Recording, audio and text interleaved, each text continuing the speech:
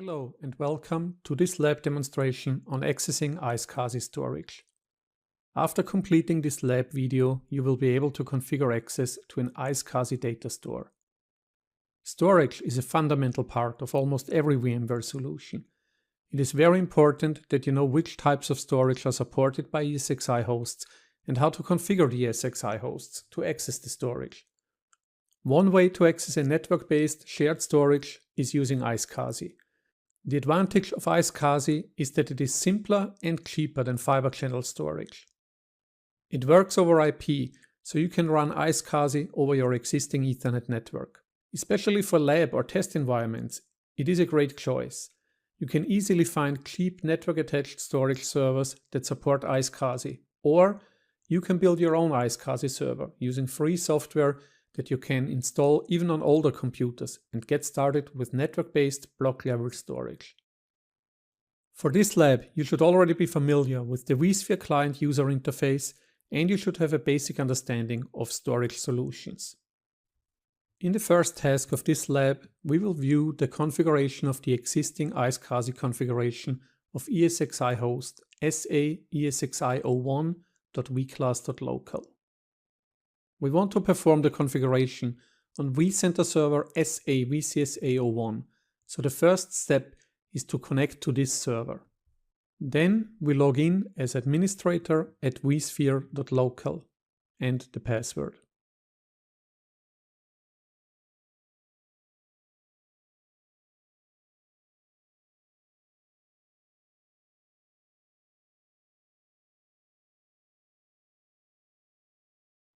We want to have a look at the iSCSI configuration of ESXi Host SA/ESXi01. So in the navigation pane, we open the ICM data center, the folder lab servers, and that's where we find this ESXi host. We select the host, and then under configure, we start at the storage adapters. And you can see that there is one iSCSI software adapter up here. We select this adapter, and now we can have a look at its properties. The status is enabled.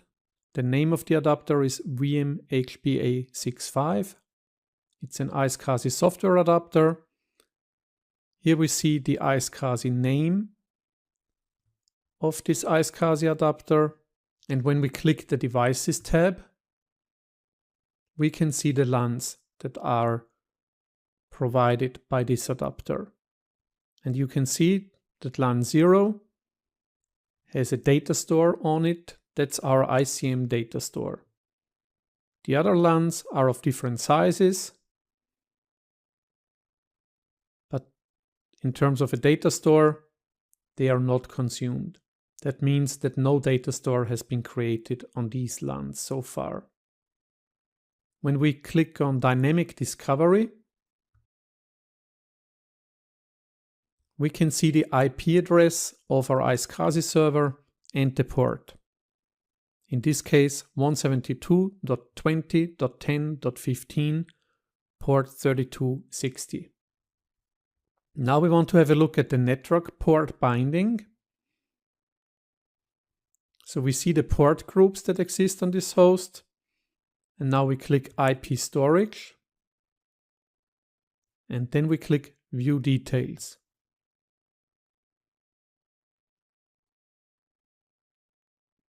On this VMKernel adapter, we see that the port group policy is compliant, that the path status is active. And if we have a look at the VMKernel adapter,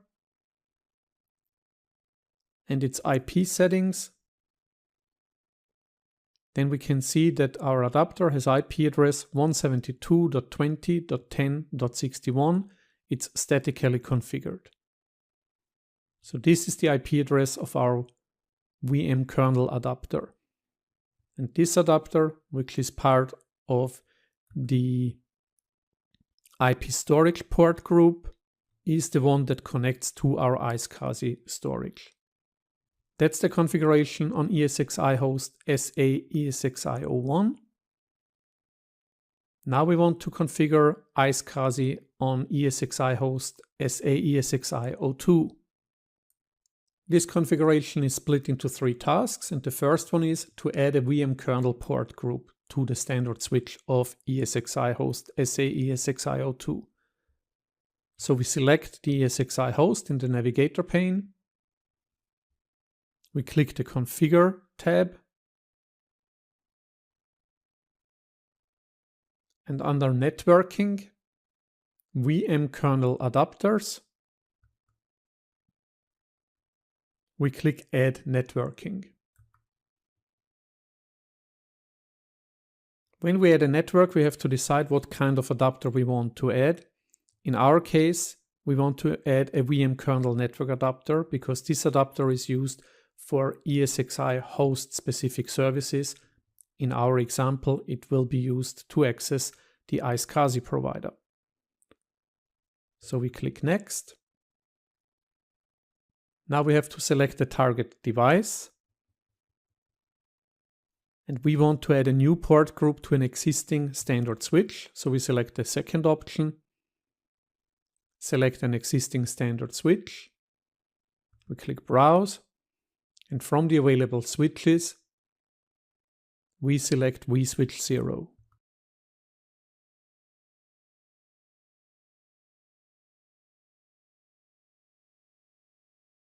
We click Next.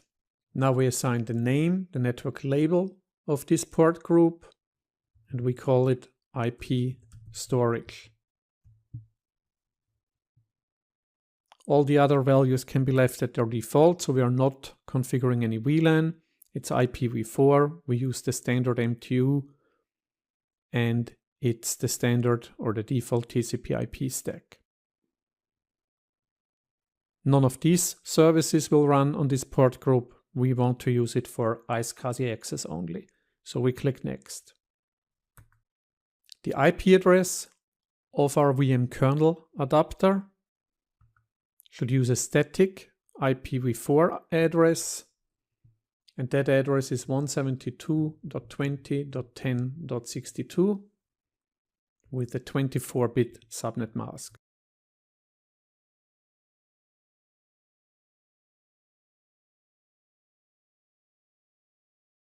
We don't want to change the default gateway of this adapter, which is already configured as 172.20.10.10, and also the DNS server address that already exists on the adapter will remain the same. So we click Next. Now we can review the settings. Then we click Finish. And you see that we have a new adapter, VMK1, on port group IP storage, which is found on vSwitch 0. And the IP address within this port group is 172.20.10.62. Now we will add the iSCSI software adapter to the ESXi host. So we can stay here on the Configure tab, but this time we have to select Storage Adapters under Storage. Click Add Software Adapter.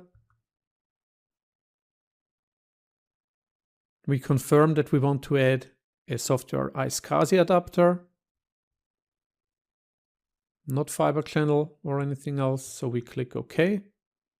And we can now see the new adapter, the iSCSI software adapter, named vmHBA65, has been added and is shown in the list. When we click Properties down here, we can see that the status is enabled. We see the name of the adapter, vmHBA65, and we also see the iSCSI name down here. Now we are ready for the last task of this lab exercise. We now want to connect this iSCSI software adapter to the storage. To do that, what we have to do is add the storage adapter, which is anyway still selected. To connect the iSCSI software adapter to the storage, we click Dynamic Discovery. We click Add. We type in the IP address of the iSCSI provider. 20.10.15. We leave the default port and we click OK. You see that there is an information on the top that says it's recommended to rescan the software adapter, but we won't do that right now because we still have to do the network port binding first, and after we did that we will do the rescan. So that's the next step. We click on network port binding. Here we click add, and now we have to select the port group that we want to use to reach that iSCSI provider. In our case, this should be the iSCSIstorage port group that we created earlier. We select it and we click OK.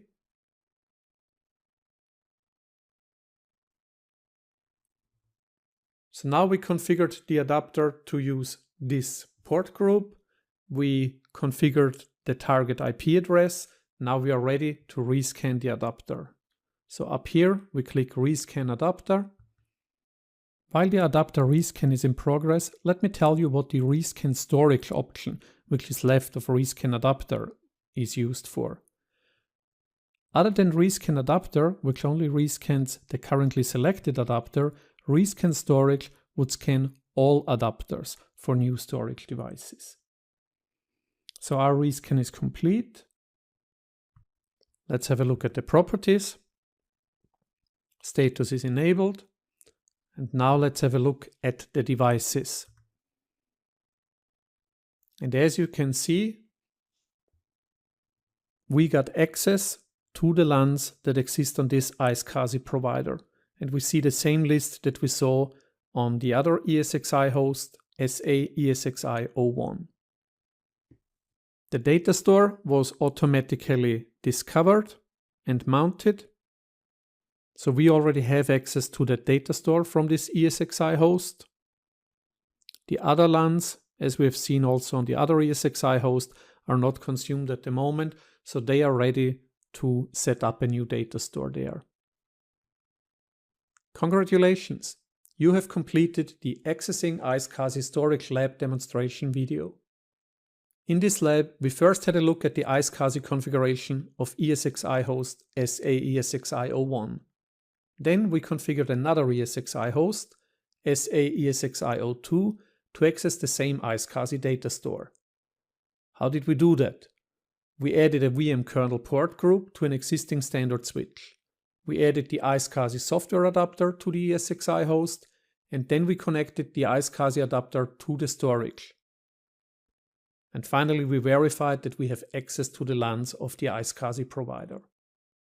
You now know how to connect an ESXi host to iSCSIstorage. This is an important skill when managing a vSphere solution. Thank you for watching this lab demonstration video. I hope the knowledge acquired here will help you with your daily job assignments. And good luck as you continue your journey in VMware world.